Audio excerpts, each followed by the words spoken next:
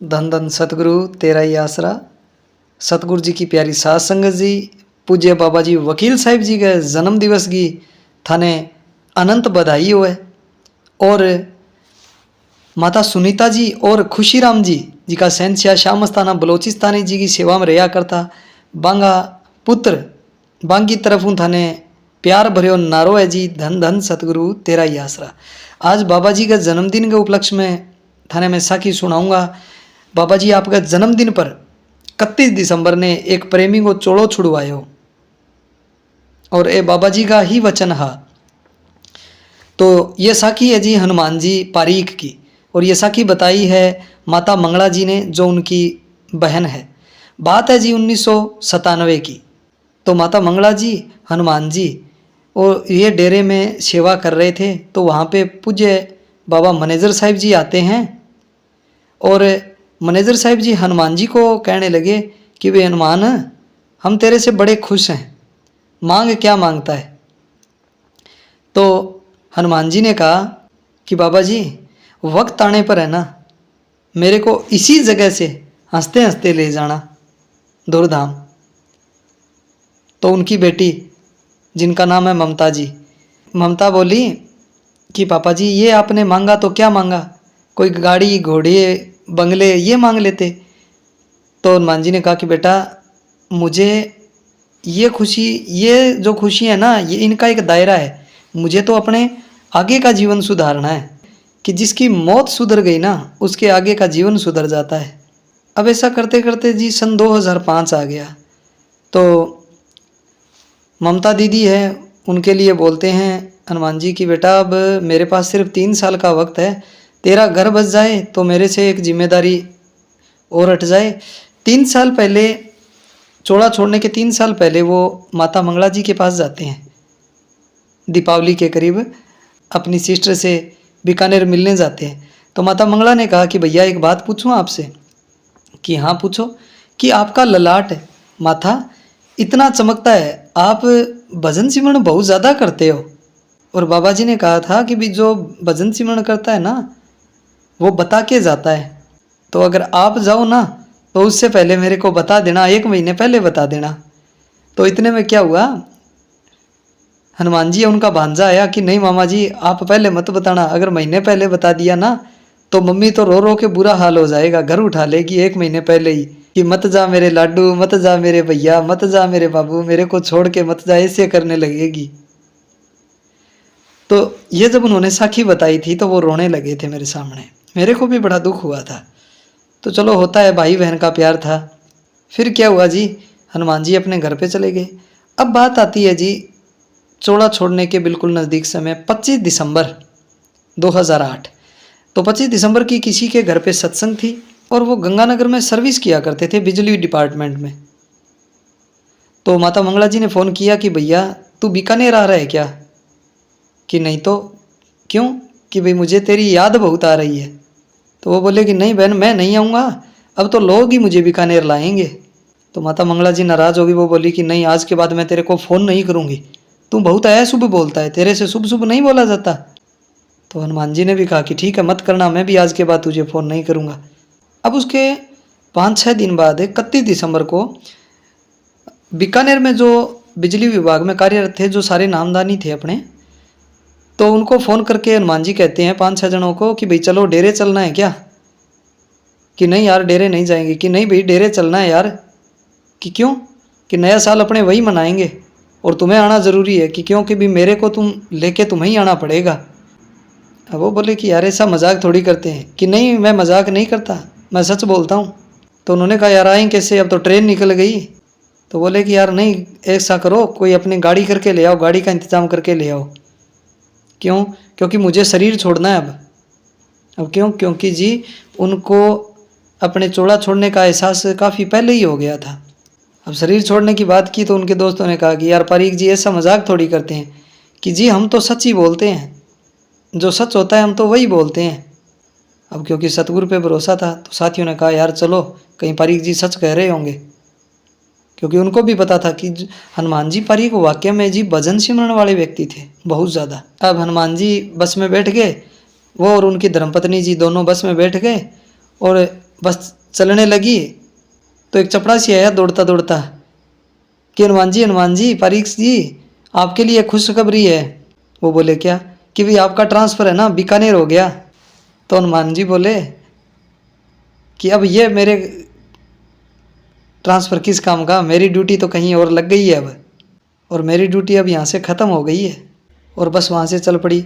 5 बजे शाम हनुमान जी डेरे में पहुँच जाते हैं। ये बात है जी 31 दिसंबर 2008 की। 5 बजे के करीब शाम को डेरे में पहुँच जाते हैं। अब फिर क्या हुआ कि भी जाके लंगर लेके और चाय पानी पी के डेरे के पीछे गए जहाँ पे बख्शी साहब रहा करते थे, और वो कुत्तों की और छोटे मोटे कोई जीवों की सेवा में रहा करते थे। वो उनके पास गए और जाके उनको बोलते हैं कि बख्शी साहब ये क्या सूरत बना रखी है अपनी, भजन सिमरन किया करो। और चटनी रोटी खा रहे थे तब बख्शी साहब ने कहा जी आपके जितनी भक्ति नहीं होती, आपका माथा चमकता है।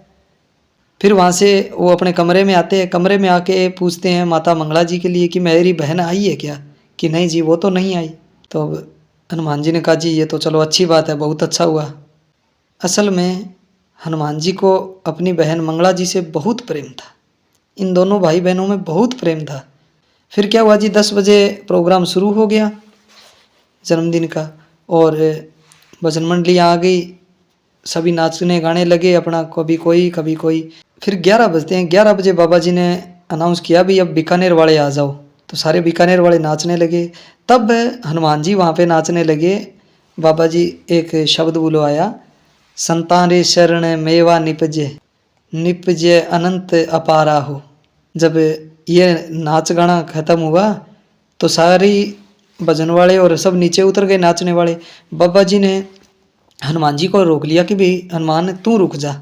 अब क्योंकि हनुमान जी है ना बीकानेर में जब नाटक करते थे ना बाबा जी के आगे, तो बाबा जी ने कहा कि भाई पारीक तेरा नाटक लंबा बहुत होता है, तू लंबा मत खींचना, तेरे पास सिर्फ 5 मिनट बाकी हैं, अब तेरे पास सिर्फ अंतिम 5 मिनट है, देख ले। तब हनुमान जी ने अंधा युग एक छोटा सा नाटक किया, धृतराष्ट्र का रोल किया, और फिर खूब जोर जोर से वो हंसे। फिर हनुमान जी ने कहा कि बाबा जी जैसे ही 5 मिनट हुए तो कहा मेरे को 5 मिनट और दे दो। तो बाबा जी ने कहा नहीं भाई तू 5 मिनट और मत मांग, तेरा रास्ता अब सीधा है, चला जा वरना बाद में रह जाएगा।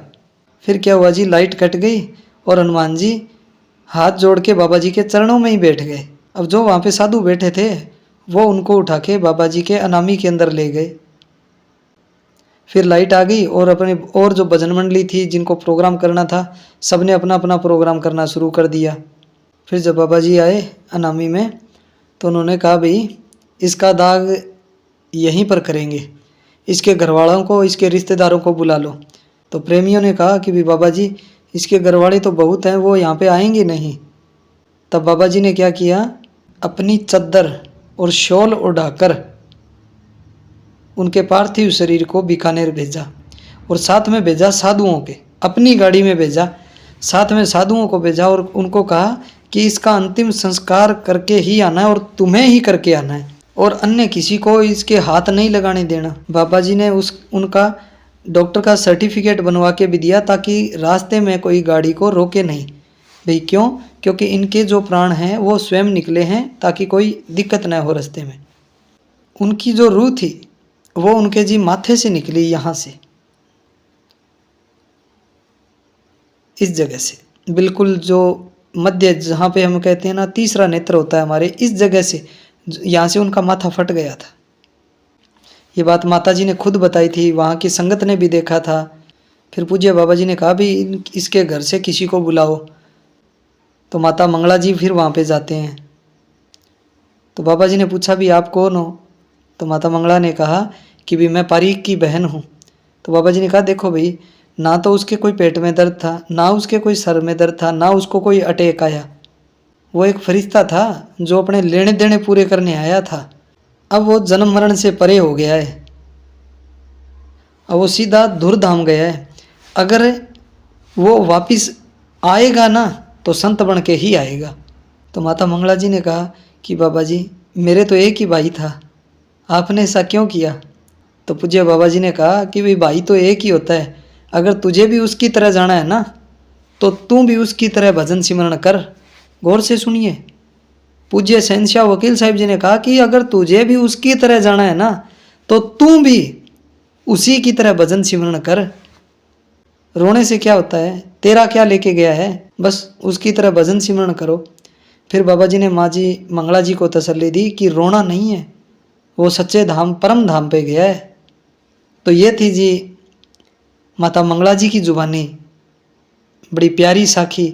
और मेरा बीकानेर में जाना होगा जल्दी, तो मैं माता मंगला जी के रूबरू आपको करवाऊंगा, उनके मुख से ये बात आपको सुनवाऊंगा, सारी साध संगत को उनके भी दर्शन करवाऊंगा।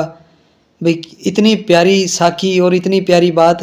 और पूज्य शहंशाह जी ने हमारे जन्म मरण के बंधनों से हनुमान जी को मुक्त करवाया।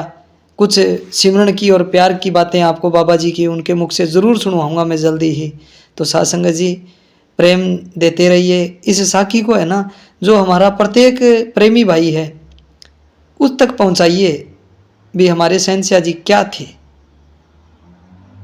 और हमने क्या खोया है।